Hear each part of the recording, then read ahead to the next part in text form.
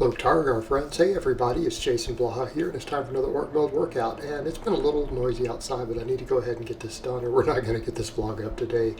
Today was max effort deadlift day. I did something a little different. I told you guys I got these pads, and part of the thing I was going to do with them was to do block pulls and deficits and stuff like that to train these different strength curves that are all within a couple of inches up and down from the floor, along with all my bands and chains and everything else. And today I started with 2-inch block pulls, and that's not a big difference. Now, as to how much easier or harder it is than a sumo deadlift itself, this varies a lot from expert to expert. A lot of people feel that it's harder. A lot of people feel that it's easier, and I'm talking really good coaches. I personally felt like it was a little easier. Like, I think I can pull a little bit more off of these 2-inch blocks than I can directly off the floor, if I had to estimate. So for me personally, the fact that I pulled 600 today doesn't mean that I could pull 600 sumo guaranteed right now. So I don't want people to think that that is what I'm claiming. I am claiming it's a 2-inch block pull. Nothing more, nothing less. But it was done raw, with just a belt, nothing but a belt, shorts, and socks on. Right, that's it.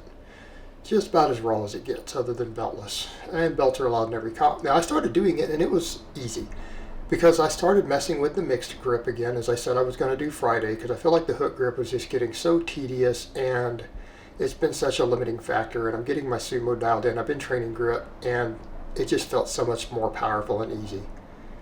And I think we saw it today. I easily held on to 600 at the top. It was not a problem. But as I started doing this, I'm like, man, how heavy are we going to go? I was thinking I was going to pull like 560, 570. I got here to 575. And I'm just like, that really wasn't that hard. That wasn't over 90%. So I just jumped straight to 600. I'm like, I feel like I can do 600. Walked over, chalked up really good, got set up, got in my zone. As you guys notice, I'm not even that psyched. I'm not like yelling or anything, just getting some good breathing in. Squat down, grip it, and rip it. It's a little slow off the floor. That's my sticking points right there, mid-shin. And locked it. And then I came over and showed it so you guys can see it's 600. Now, obviously, moving forward, we want to try to do this from the floor. Okay? I could have done more than that today. I was just surprised that I got to 600. I'm like, that didn't feel like it was everything I had. Like, I could have made another weight jump, and I'm like, I'm going to quit while I'm ahead. Let's just stop while we're ahead. Let's not risk getting hurt.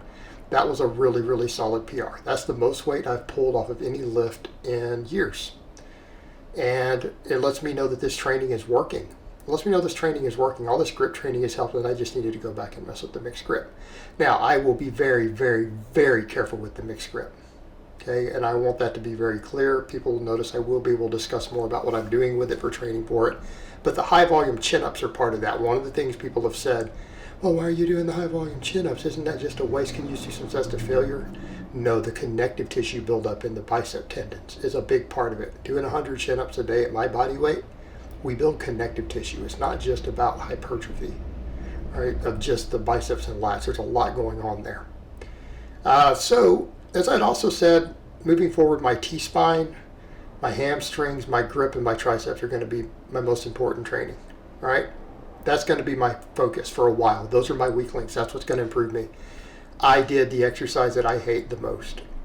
Safety bar box squats. I literally loathe this exercise. It makes me feel like I'm going to die. I feel like I'm going to die when I do this exercise. And I did sets of 10. Now, I only did 3 sets of 10 because that's all I could handle because my head actually hurts. When I do this exercise, I can't breathe. It pushes the air out of my lungs, and I get a tremendous throbbing headache. I hate this exercise.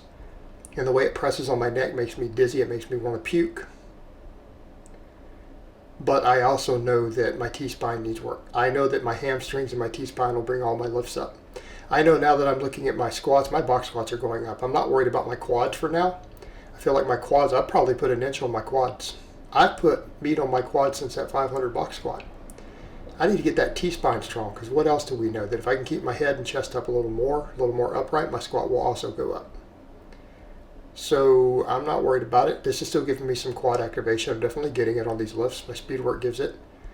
Quads will grow, and if they continue to be a weak link, we'll work on them more. But I know my T-spine for all of my lifting needs improvement.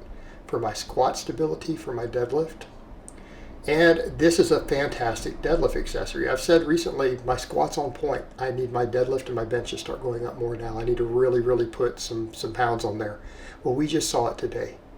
Okay, and you guys are going to see the bench doing the same thing. Now that we're refining stuff, that we're moving it forward, just like we saw my squat make an enormous, enormous leap this year.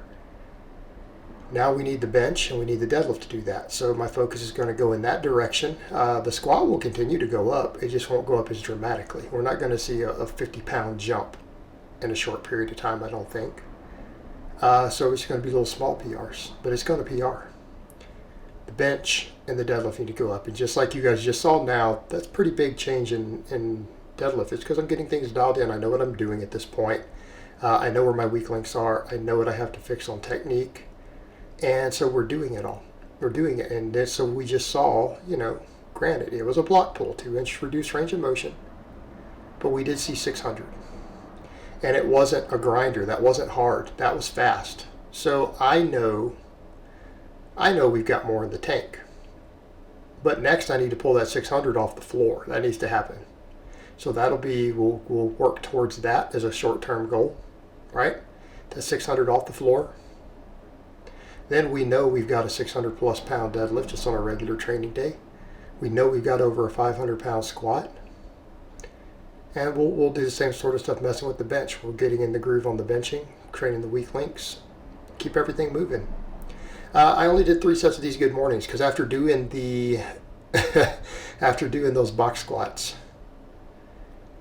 I feel like, again, I was going to die. And so even having this press against my neck, it gives me a headache. I just wanted to get really good training, hit the T-spine, hit the hamstrings, 3 good sets of 10 instead of 5 today.